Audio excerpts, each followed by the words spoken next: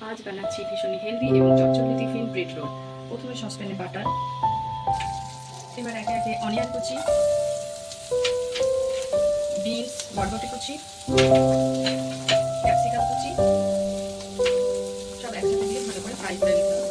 এরপর ফ্রাই হয়ে গেলে টমেটো কুচি আর গাজরটাকে এভাবে গ্রেট করে দিতে হবে। আপনাদের কাছে বিট থাকলে বিটটাও গ্রেট করে দিতে পারেন।